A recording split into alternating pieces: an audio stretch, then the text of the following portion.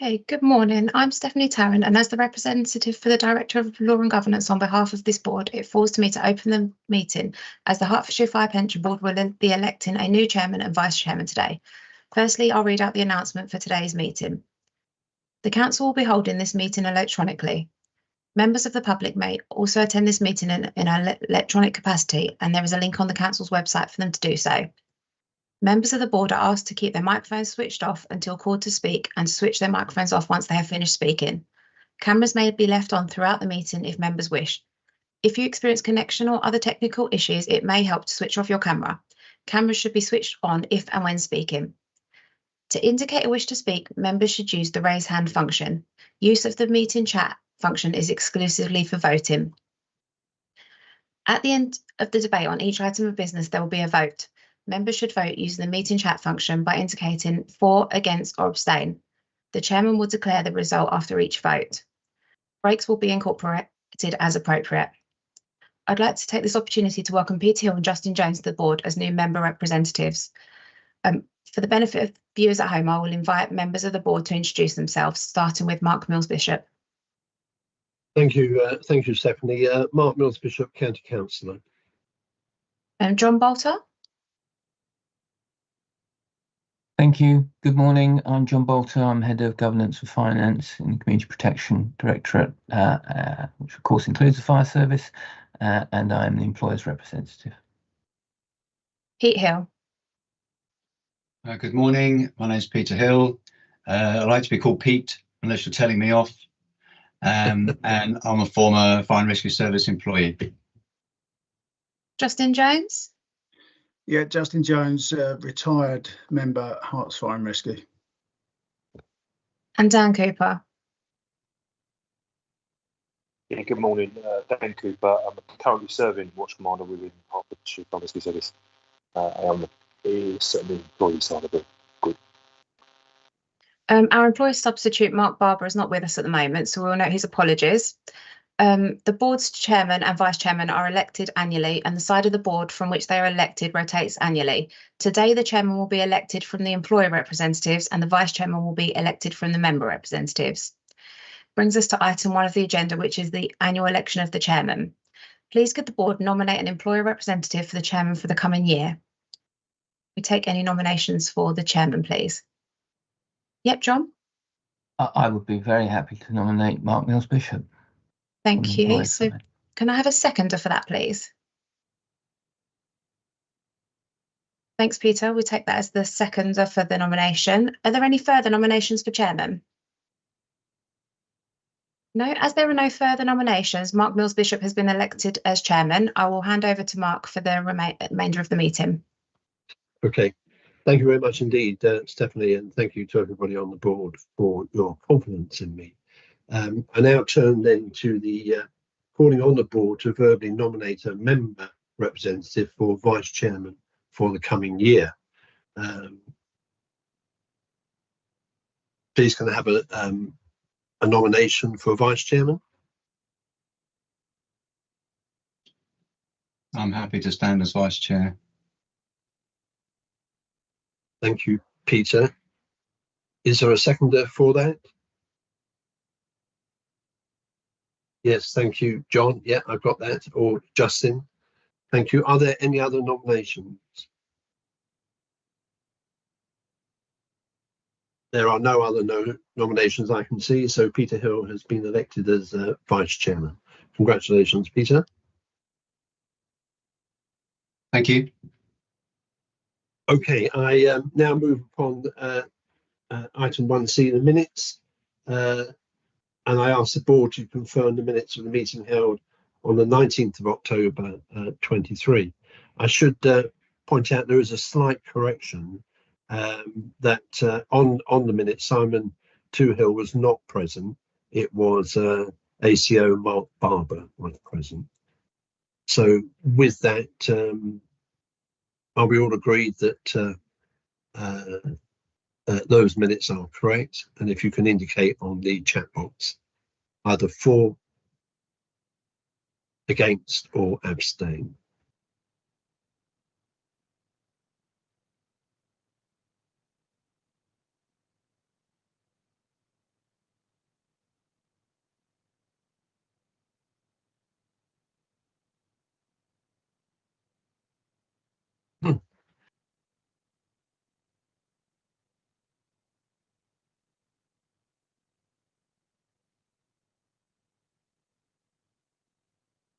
Okay, those minutes have been agreed. Thank you. We now move on to item 2 of the agenda, and this is the Hertfordshire Fire Pension Scheme Risk Register report. And I think we have Rob Winterton, the finance manager, is going to speak on this. Is that right? That's correct. Thank you, Chair. Thank you. So the risk register is presented to Pensions Fire Board quarterly, and the risk today is for the period October to December 2023. The Hertfordshire Fire Pension Scheme Risk Register report is a modified version of the overall Hertfordshire Pension Fund Risk Register, which incorporates the local government pension scheme and the fire pension scheme. It is aligned to the fund's risk management policy, which outlines the structured and focused approach to managing risks. The policy also notes that risk management is an integral part in the governance of the fund at a strategic and operational level. Table 2 in the report shows the risk matrix used to analyse the likelihood or probability and the impact or consequences of a risk.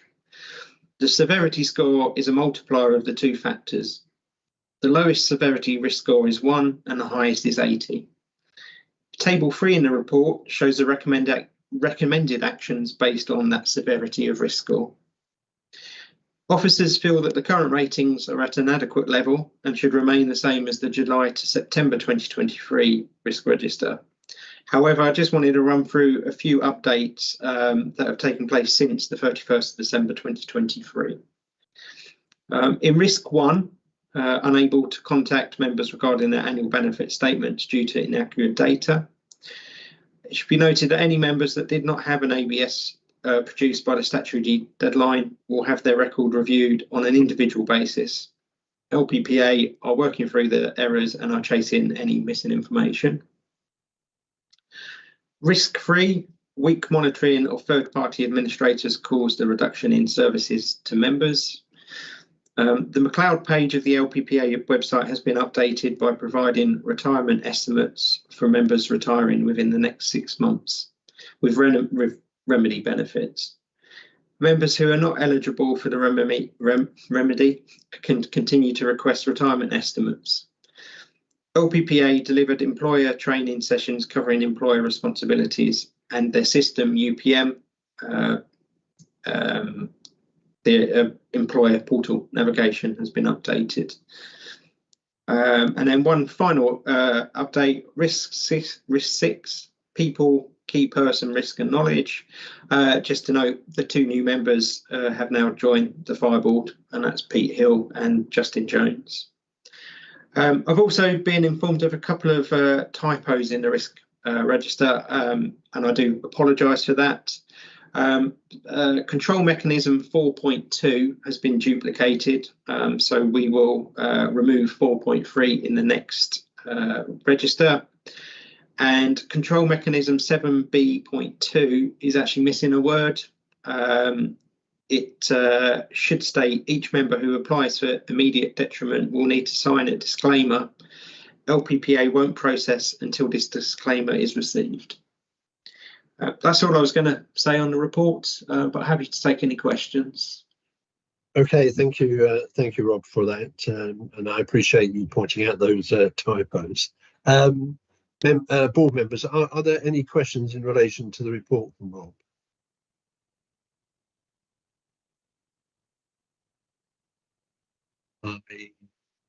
Well, just looking, I'm just making sure I've got a bank of television screens in front of me, and I'm just making sure that that they are all.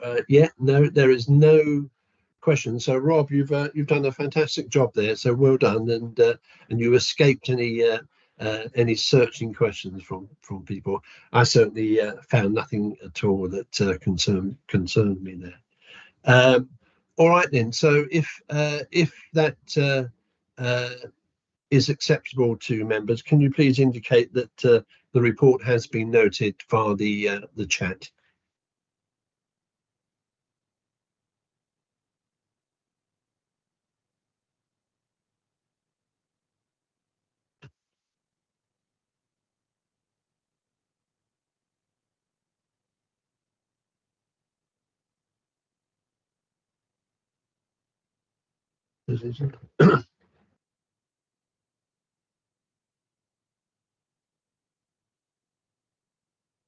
Okay, thank you, Stephanie. Item 2 has been noted. Thank you again, Rob, for that report. All right, we move on then to item 3 on the agenda, and that is the Hertfordshire Quarterly 3 LPPA Performance Report. And I think we have John Cohen, you're going to speak to this report. Yep, thank you, Chair. Thank you, John. Morning, everyone. So just note, obviously, Pete and Justin, this is the first time I've come along where I've presented the report. So I'll go into a little bit more detail to give you some context around what's in it, if that's okay, and obviously happy to take questions as we go. So the performance... That's appreciated, John. No problem at all. You've got an hour, all right? So try and keep to that hour, all right? I think that's plenty of time. Thank you, Chair. Yeah. So within the performance report that we provide, there's obviously contractual SLAs that we report on. But in addition to that, we tried to provide a bit of an overview as to what's actually happening from a service perspective as well. So also included in the report is some information around satisfaction, data quality, and some of the engagement activity that we do across the fire service. So hopefully it just gives a little bit more context rather than just the hard figures around the SLAs. So the report that we've got in the pack today does cover Q3 between October and December 2023. I will jump straight to page 31 of the pack, which is the casework performance. So you can see for the period that the performance was good. October slightly under the SLA target of 95, but November and December hit the target. On page 32, we've got a breakdown of that performance by process. So you'll see the one that I'll draw your attention to is the retirements active SLA, which was at 80%. So you can see that we processed 5 retirements during that period, and effectively 1 missed the SLA. So what that actually means is that we have 5 days from receipt of all information to put the pension in payment. I had a look at this individual case. We did set the payment up on day 7, so it was 2 days late. The reason it missed was that at the check-in and authorisation stage, there was a couple of queries between the caseworker and the person checking. So not material, but did miss by 2 days, just to give you some context around that. On page 33, there's a table that shows the ongoing work that we're currently undertaking on behalf of the Fire and Rescue Service. So what we try and show is the amount of work that we have at the beginning of a period and at the end, to give you some context around the volumes that we're processing. So the numbers are relatively small, but I think it's a good indication as to whether or not there's work cycling the system, or we've got any unexpected backlogs building. And you can see that the total number of processes increased between 37 and 48 during the period, but not material. So I don't think there's anything to be too concerned about there. The help desk performance, I will talk around this in a little bit more detail, because there's been significant changes really over the last 12 months. So in the report, and this is across pages 35 and 36, we try and summarise a couple of key metrics that we look at in the help desk. So those 2 things are essentially the average wait time and the abandoned rate. So what I mean by the abandoned rate is how long someone, has someone gone through the IVR process, so they're actually in our queue waiting to get through, and do they abandon the call before getting through or not? So the data that we've got on these 2 pages is specific to callers from the Hertfordshire Fire and Rescue Service. So we did used to produce an overall picture across all of our clients. So we've got 10 LGPS funds, 7 fire and rescue services, and 1 police constabulary. So there was quite a lot of data in there, and the board asked for specific data on the callers in respect of the actual Hertfordshire Fire and Rescue Service. So we have drilled down to that level of detail. So what we can see here is that in January 2023, a large proportion of the callers were actually waiting a significant amount of time to get through to us. So 41% of the callers were waiting over 15 minutes to get through to a help desk advisor. which is longer than we want people to wait. We have an aspirational target of around 4 minutes average wait time. And what you can see now, if we move all the way down to December 2023, you can see that nobody was waiting over 15 minutes. And if you look at that call distribution, most are now being handled within that 4 minute aspirational target that we've got. So the wait times have come down significantly, and the amount of time that people are waiting throughout the day is a lot less. The call volumes throughout the year are relatively low, so you can see a couple of spikes, one in April, one in October. I suspect that the April one is around pensions increase P60 time, so probably more calls from pensioner members. In October, I think we did some activity to try and increase the number of members that were signed up for the member portal, so we probably saw a spike in calls around that time. But you can see in October, November, December, the average waits were 5 minutes, 2 minutes 40 and 4 minutes 13. And they've been sustained for a number of months now, which is much better than where we were 12 months ago after we changed our pension administration system, and some of the call spikes and call volumes were making it difficult to manage that. And then the abandoned rates themselves. So on page 36, there's some percentages that run along the bottom of that graph. And you can see in January 2023, 10.6%, and in December 2023, 2.4%. And what that is, this is the abandoned rate. So somebody would call into our help desk, go through the IVR process and actually get into the queue. And then 10% of those individuals were actually abandoning the call because they didn't want to wait any longer to get through. And now it's only 2.4%. So it's significantly improved, which is great. If I compare that across the other fire and rescue services that we work with, and indeed the LGPS funds, it's similar. The trend's the same across the board. Average wait times are down and the abandoned rate is much better than it was previously. So good news in the help desk is that it's stabilised, and members are getting through to us quicker than they were previously.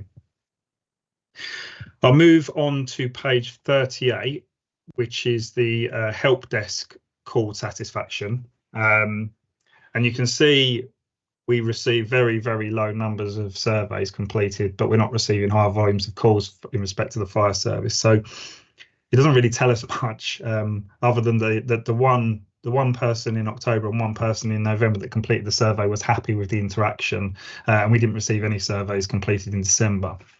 Now, again, we had a conversation probably a couple of meetings ago, and it was around, well, what does the customer satisfaction look like in respect of your members specifically? So we flipped it to this, but I think something for the board to consider is whether or not for the satisfaction surveys that we do include some of the other clients to give a better perspective on the service. So maybe we produce a satisfactions slide that includes all of our blue light clients, for example. So something for the board to consider, and we've got the data sitting in the background, and we can do that to give more information than what's in this graph at the moment.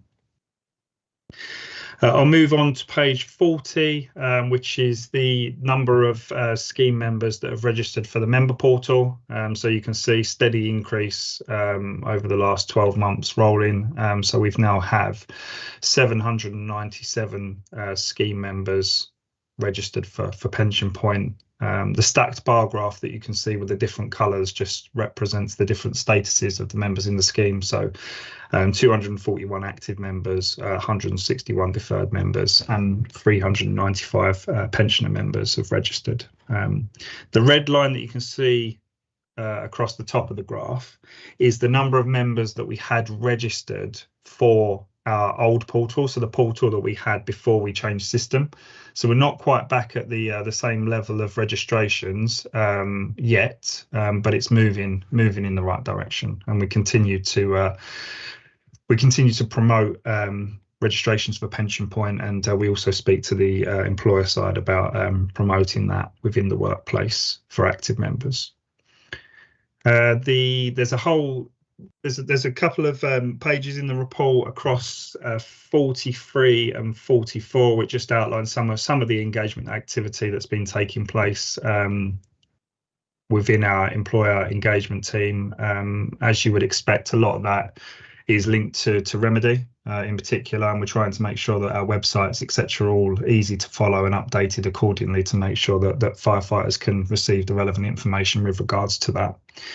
And then the final slide that I'll make reference to is the data quality slide, which is on page 46 of the pack. You'll see a significant drop in the scheme-specific data score in December. Nothing to worry about is what I would say to the board. We are in the process of updating all of the data that we need in respect of the remedy. So we're working with the employer side to do that. It's just a point in time in the next 3 months that score will significantly improve as we update the member records. So really, normally we'd only be running this on an annual basis, but most schemes do this on an annual basis because it has to be reported to the pensions regulator. But we like to provide a quarterly overview to the clients and pension boards so that we can explain the movement throughout the year. So even though it's dropped, I don't think there's anything to be concerned about at this stage. You'll see that score improve again during the next period. So that was all I was going to mention on the actual performance report, Chair. I was going to give a brief update on the remedy itself, but I'm happy to do that now. I'll take questions on the performance report first, whatever works for the board. Yeah, I think probably if we take questions now on the performance and then move across to the remedy. I've got just a couple of short questions. I mean, there's much to be pleased about in your report, John, and I'm grateful for your explanations. On the wait times, I mean, it's very pleasing that, those wait times, particularly the 15 minutes, have gone down. Just talk me through what happens when someone does ring up and has to wait. Are they serenaded with music, or are they told that maybe if they called back at a certain time when it's less busy, or are they given a wait number, or so what happens when someone rings up? So at the moment, I'm gonna confess, Chair, I've not called the help desk for a while. But the last time I did listen to calls, it was some music, and the message was that your call is important to us and that we'll be taking the call as soon as possible. We have. During the period where the wait times were a lot longer than we wanted them to be, we did speak to our provider of the telephony service to see how easy it would be for us to give an indication to members of their space in the queue. So I believe the functionality exists, but because we had several focuses from a system perspective at that time, we took the decision not to implement it. The wait times are actually in a good place now, but it's not to say that we can't consider implementing that functionality if it's easier to deploy in the future. So I think at the moment it's relatively basic. We did some analysis just to give you again a little bit more context around the wait times. We had a look at the peak times throughout the week.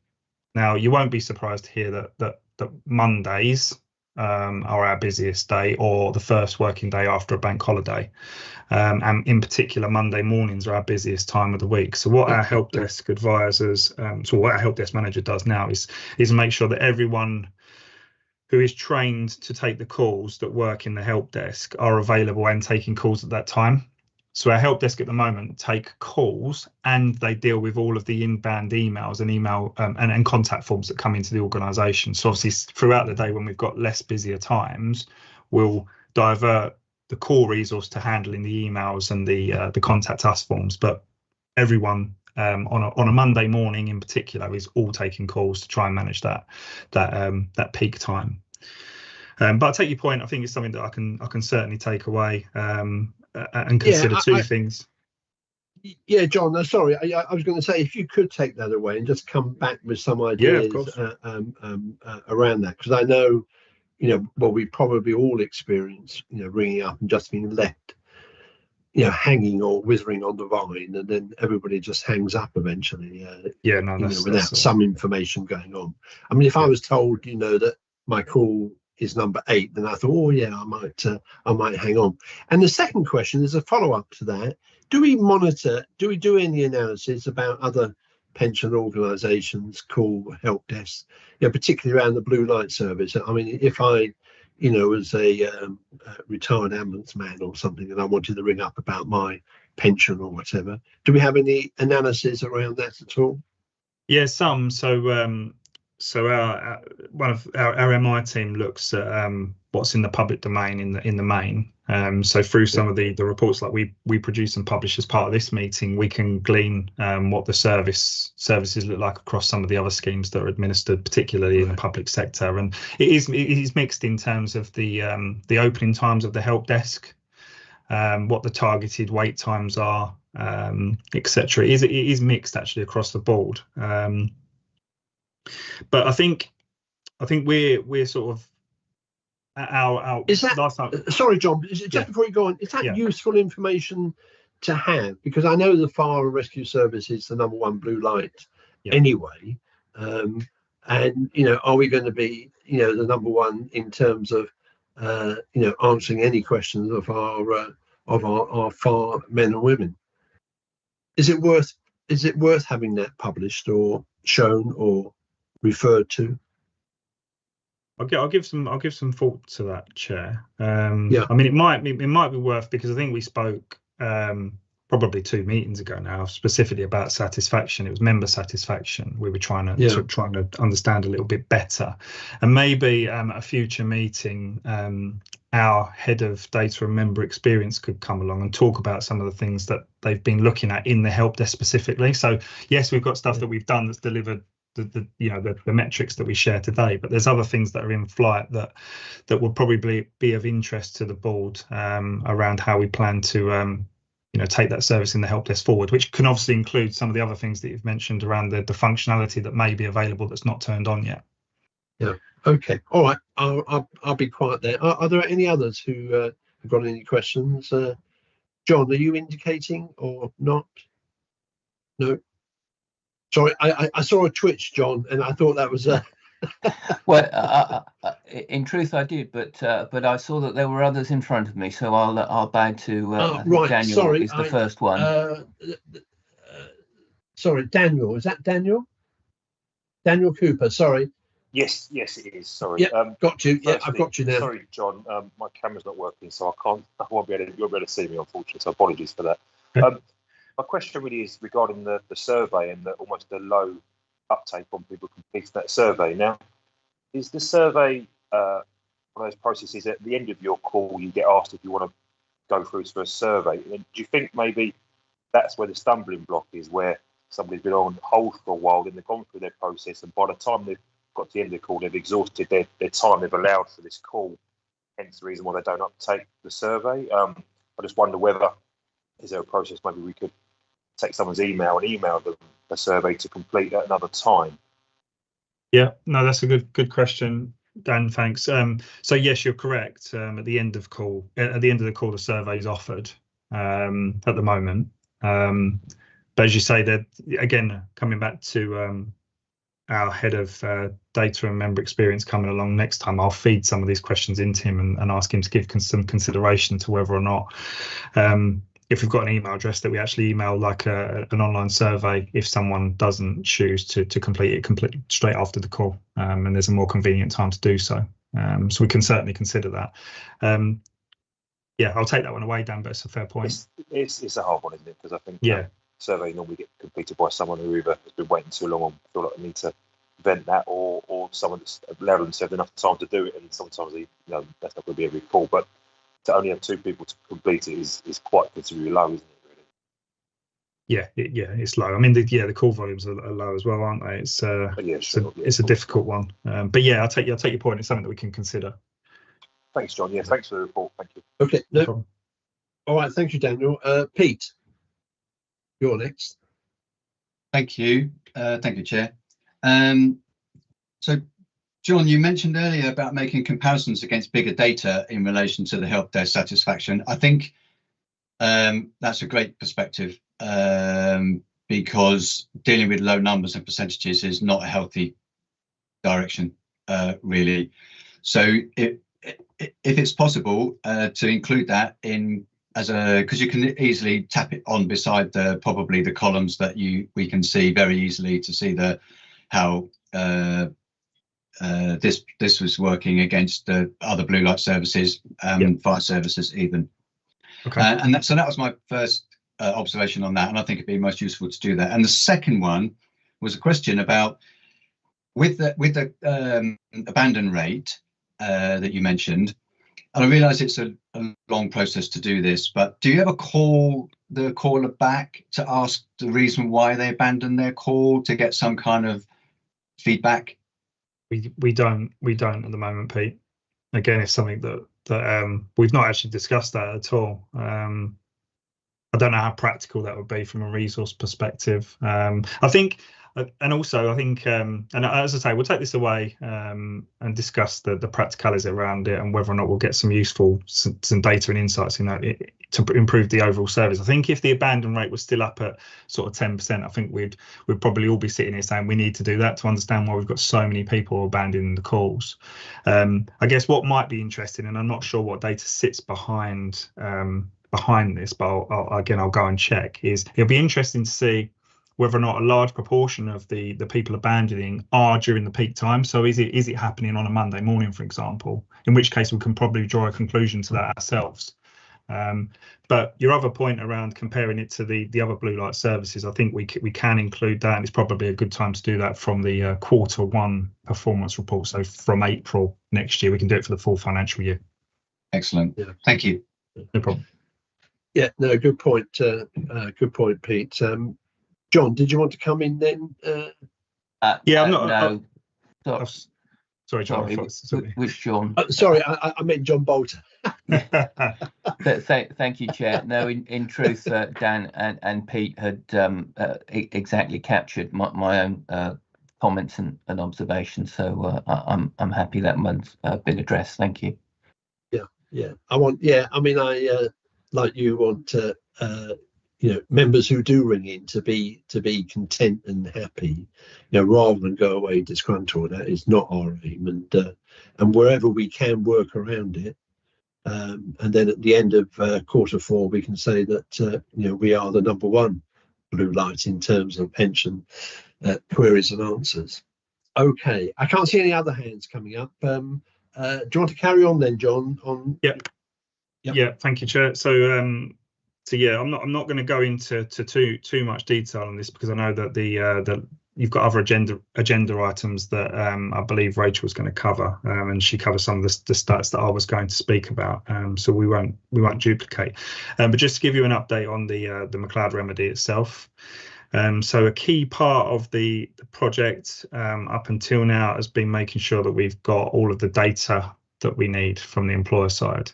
So this is all of the hours, service breaks, financials for the remedy period itself, and then the complex contributions information that we need to put into the GAD calculator. So we've got a deadline of receiving all of that information so that we can progress with the project by the end of March. The good news is the Fire and Rescue Service are in a really good place. We've actually received all of the data. We originally queried about 30% of it, and we've had some really proactive responses on that. So we've got about 5% that we're actively working through to make sure that we've got everything that we need. It's in the correct format, and we can start loading that to the member records. So good progress being made on the data collection itself. What will happen next is we will effectively be running a program across the system to put what we're calling a McLeod eligibility flag against the member records. So that will then enable us to identify all of the records that we potentially need to take action on to implement the remedy itself. There's national guidance around, I call it cohorts. So that there's national guidance that says, from a benefit revision perspective, this is the order that you need to be processing them in. So, for example, members that retired on health grounds, we will be focusing on first, and some activities already started on that. But what we'll be able to do, hopefully at the next meeting, is just give probably a one-page plan on a page that says this is how many people are in scope, and this is our plan to make sure that we've taken the appropriate action to implement the remedy before March next year. So we're not too far away from being able to give visibility around that. But as I say, the data collection itself has been the biggest part of the project so far. It's complex, and the Hertfordshire Fire and Rescue Service have made good progress in getting that across to us. So I wasn't going to say much more because I know that Rachel's got specifics around retirees, etc. So yeah, okay, John. Is there any questions? I mean, we bring Rachel in on the next item, but are there any questions on that final bit from John? I don't see any hands. Taryn, did you want to mention anything at all? I see your name on the report. Sorry, have I pronounced it right? Is it Taryn or Tarin? Taryn is right. No, I've got nothing to add. Thank you. Nothing further to add. Yeah. Sorry about that. All right. Okay. In that case, if there are no other questions, and I can't see any, recommendation 3.1 says that we note and make comments of the report and the appendices. And if everyone agrees, can you show or not show on the chat line?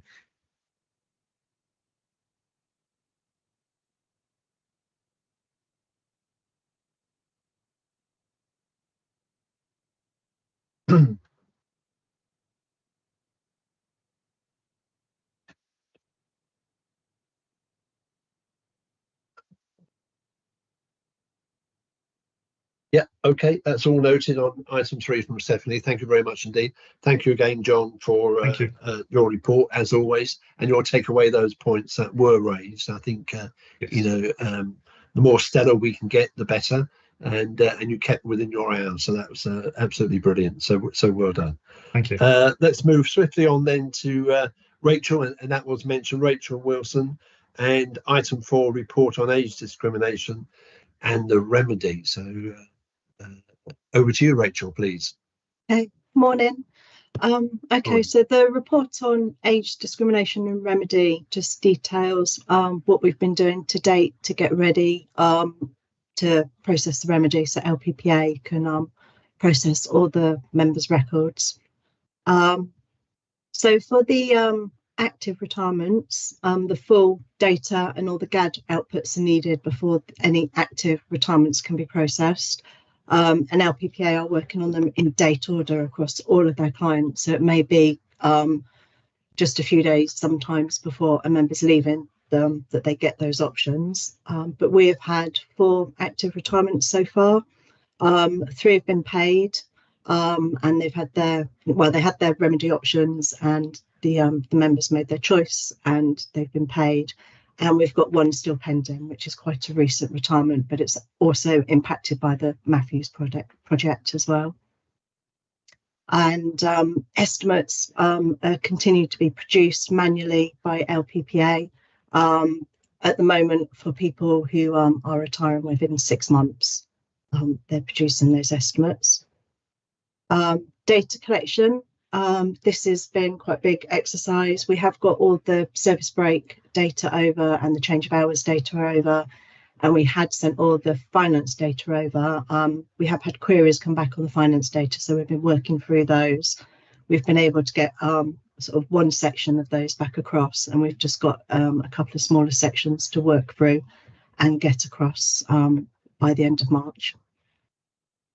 GAD calculator, that's another piece of work we need to do for everybody. So the Government Actuaries Department have produced a calculator, and we have to input everybody's data in. So the amount of contributions they've paid, their pensionable pay, and their tax rate. And what you get out of it is the kind of difference in contributions. So depending which option the member decides to take, will say how many contributions either the member is to be refunded or they have to pay. So we need to get everyone processed through the calculator and over to LPPA so they can load it onto the members' records before they can produce the options. So we're still working through that for everybody. We're doing it in kind of chunks for different types of members, and that needs to be complete by the 31st of March as well. Ill health reassessment. So as John said, these are the ones who will be worked on first. Some people required a reassessment. The ones which did, they have all been done now, and the results are with LPPA. And they also need all of that finance data and GAD outputs before they can be their options processed. So I think the finance data's gone over, and we're just kind of working through that GAD output as well. So that will be done by the end of March. Added into the mix, we have inter-brigade transfers. So when someone's come to Herts or moved out of Herts during that remedy period, we have to tie up that data with the other authority.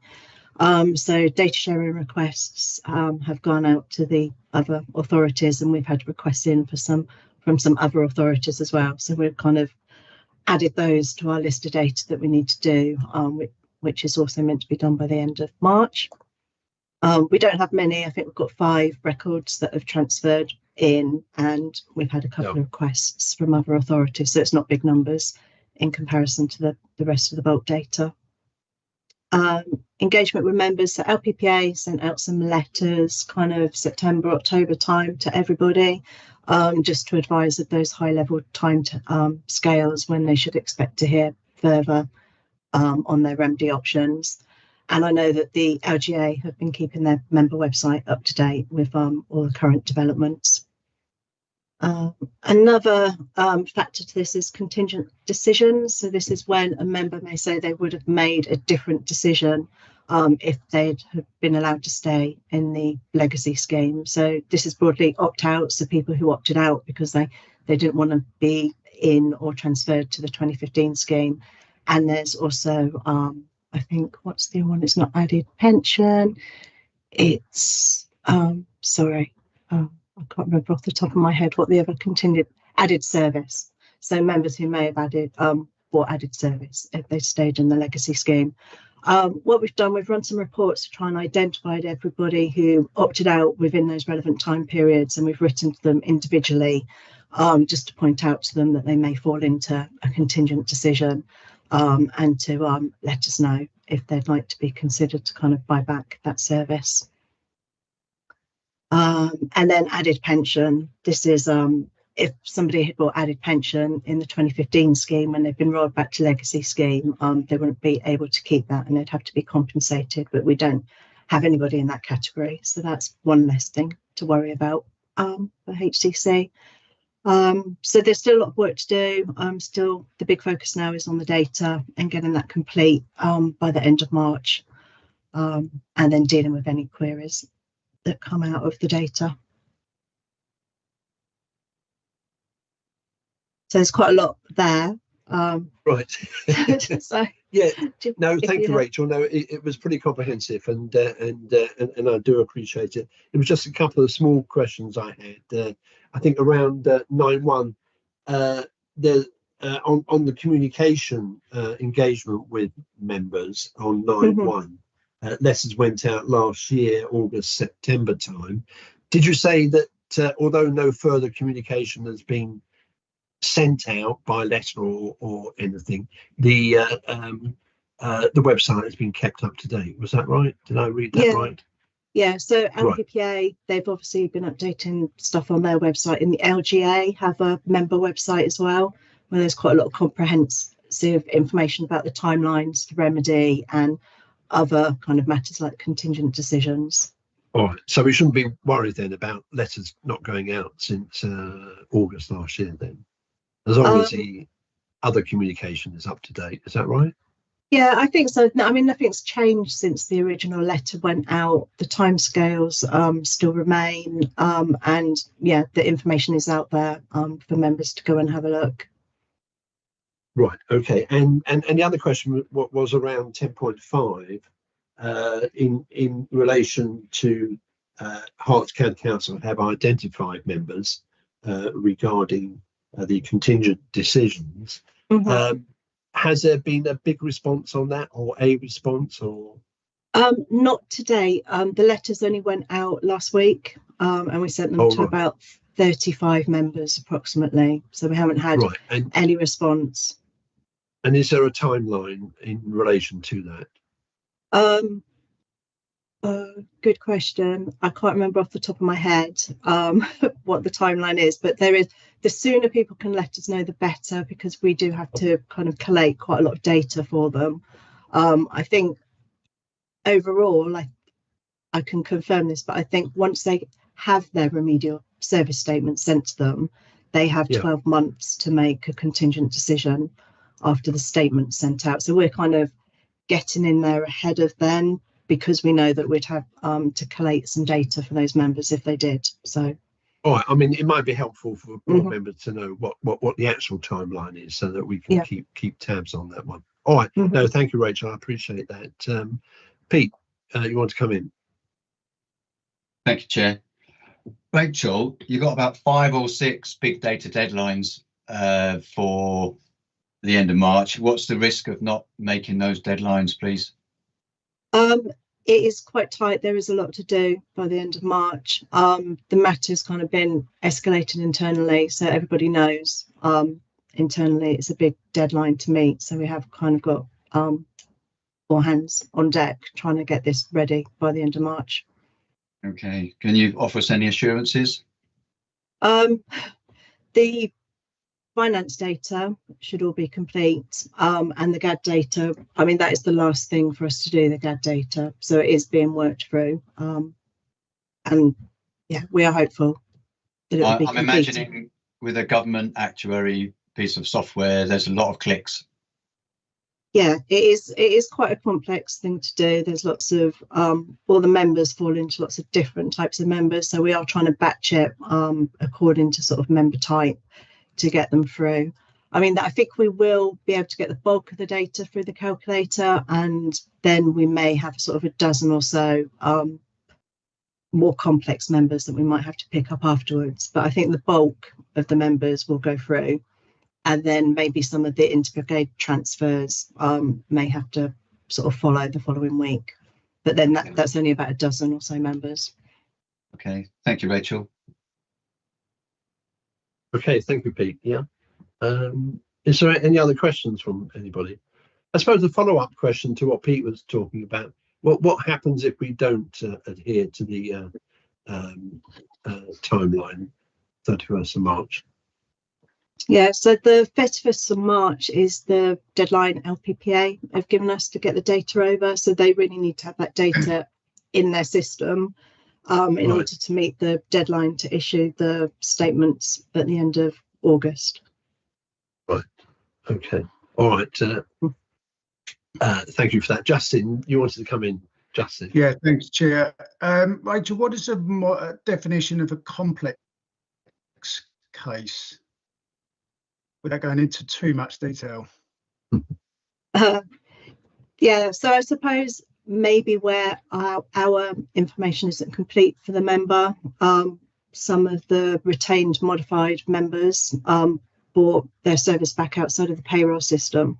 So we might not have a complete payroll record for somebody. So when we try and put them through the GAD calculator, there may be bits of information that's missing that we might then have to get manually.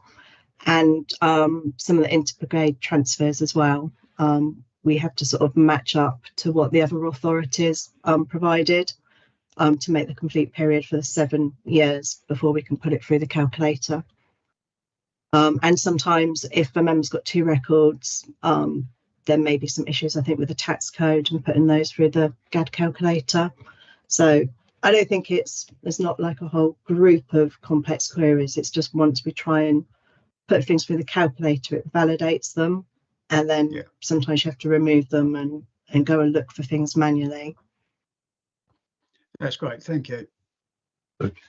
All right. Thank you, Justin. All right. I don't see any other hands. So we move on to the recommendation, which is shown at 3.1, just to note the contents of Rachel's report. And all those, if you can go to the chat box to either for, against, or abstain, or noted.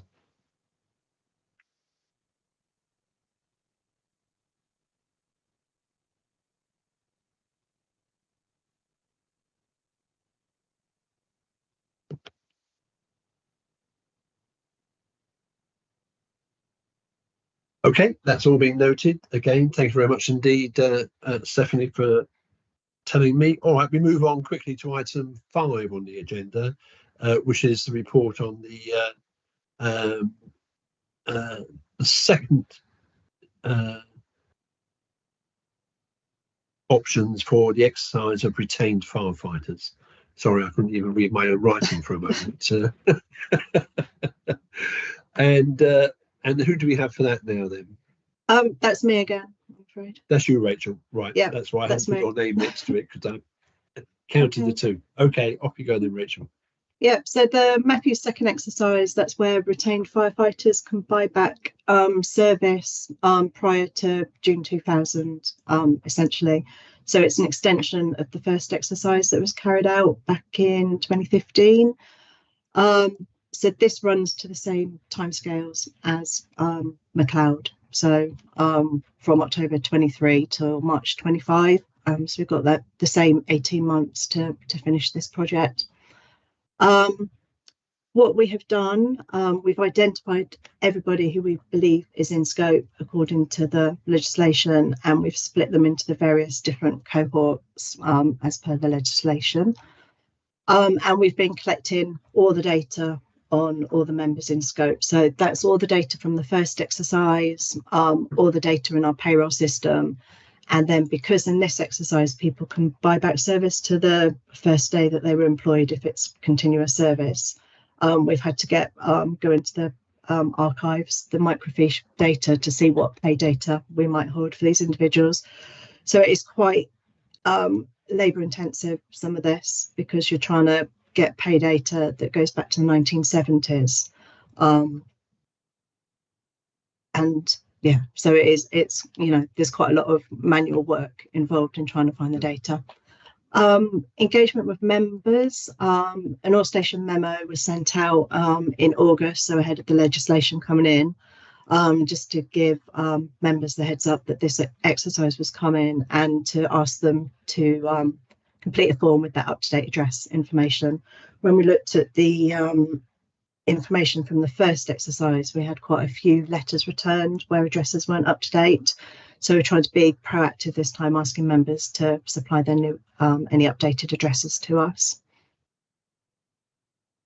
There's no set timetable in the legislation. They just provide an indicative time scale. The first 3 months was to use reasonable endeavours to contact members, though that was actually a disclosure requirement. So we did have to write out to everybody by the 3 months. And then we've asked people to reply within 3 months with their expression of interest.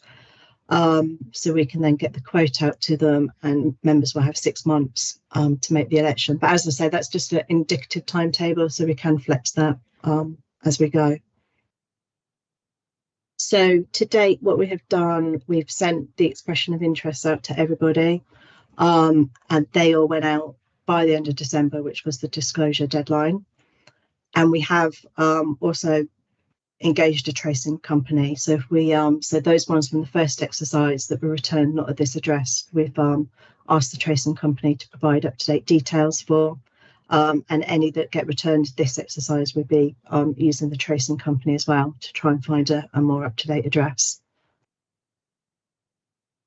Individuals have been returning their forms indicating that they'd like quotes or not. So we've been logging those responses, sending acknowledgements, just to give a time scale of when they'd likely receive a quote from us. We've got another GAD calculator to use for the Matthews exercise. So that's where we plug in the members' pay data history, and out comes the quote of how much it will cost them to buy back their service in the modified scheme. We're not quite there to issue quotes. We've issued 1 quote, and we're on the verge of sending out quotes. We're just kind of finding some more information about historic pay scales before we can do that. The LGA are going to be asking for quarterly updates on how we're getting along with the project. And I think the intention is that we also share with GAD and the Home Office the quotes that have been issued to firefighters. But at the moment, it's more about numbers of who have been written to. So we've identified that there's 385 members in scope of the project, and 363 of them had a valid address in the first options exercise. So that was 22 that we asked for a trace for before writing out to them. So before the end of December, we sent the 363 letters, and when this data was sent, which was for the end of December, we'd had 11 responses, but more up to date, I know we have 70 who have replied to say that they'd like a quote, and we will be sending reminder letters next week to people. So the next stage now is to get a quote out to all of those 70 members who have asked for one. Okay. Yeah. Is that it then, Rachel? Thank you for that. That's it, Thank you yes. for the report. Just a quick question on those numbers. Are you likely, is the 385 number likely to increase, or will it remain pretty much around that figure? I think it will remain pretty much around that figure. We haven't found any more in sort of the payroll survey, in the payroll system or through other records. And I think we had 1 or 2 members contact us who we didn't have on our list that we've added them to. But yeah, I think from the first exercise, a lot of people had contacted us separately. And so we've got all their data from the first exercise. Okay, and the those that you can't locate through address, I think 22 it was. Is any further work going to be done on that to try and locate them? Yeah, well, we've asked the tracing company to try and locate them. So we have had a few addresses come back from that. So we have started to write out to the addresses that are coming back from the tracing company. Okay, that's good. All right, well done. Pete, do you want to come in? Thank you, Chair. Rachel, excuse me, I'm obviously new to the board and I have a question that may not make sense. What happens if a member doesn't reply at all? What's the likely outcome for a member who doesn't? Yeah, so we will send out a few reminders, and then the LGA have produced some guidance on some steps to go through for members who don't reply. And I think ultimately it ends with us sending a letter to them confirming, that we haven't been able to contact them or they haven't replied, and therefore no further action will be taken about them joining the scheme. Thank you. Okay, thank you, Rachel. Is there any other questions? I'm looking at no, right. Okay, well, thank you again, Rachel, for your report. If everybody can note, the recommendation is at 3-1 to note the report, either for, against, or abstain, or agree. If you can do that on the chat box.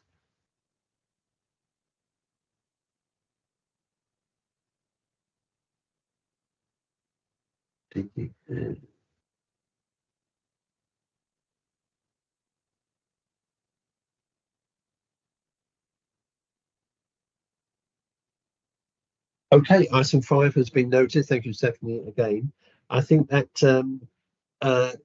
comes to the end of the meeting. So thank you to everybody who's taken part. The date of the next meetings, I think I have as the 17th of July and the 25th of October. Is that correct, Stephanie? I'm looking to you. Is that correct for those 2 dates? Yeah, they're the next 2 set dates. All right. And a question was raised regarding training at one of those, at the end of one of those meetings. Can we have a look at that to see if we can embed them into either the July or October meeting? Yes, possible? I can. Yeah, no problem. What Yeah. I'm going to do is send round a training plan, and if everybody could indicate on there what training they would like, and there's also some links to the TPR toolkit, which kind of explains your role on the pension boards if you want to undertake any of that e-learning. So I'll send individual emails. You tell me what training you would like, and then I can start by arranging the most needed first. Okay, thank you. Yep, no, that's fine, Taryn. And perhaps you can liaise with Stephanie on that to coordinate it. All right. Yeah. And maybe Stephanie, just to sort of carry on that, we can have a one of those meetings, either July or October. Perhaps we can try and have a face-to-face meeting at County Hall. Yeah, we can look into that for you as well. Yeah, okay, all right, that's good. Well, there's no other part 1 business then, and there is no part 2 business. Is there any other business or issue that someone would like to raise? Quite happy to take that. Having a quick look, no? All right, well, it just leaves me to, I think we've come to the end, Stephanie, is that right? Yeah, there's no other business today. Yeah, nothing at all. All right then. Just leaves me to thank everybody for attending today and all those who are listening. And for me as chairman to thank you again, and also to thank all our serving fire officers and our retired fire officers who do a fantastic job on behalf of everybody in the county. And I do really thank all those fire officers who have served before, and we want this particular board, in terms of their pension, to be a stellar service, and I will make sure that that happens as we go forward. All right, well, thank you again very much indeed, and I'll see you hopefully on the 17th of July. All right then. Thank you, Chairman. Bye, everybody.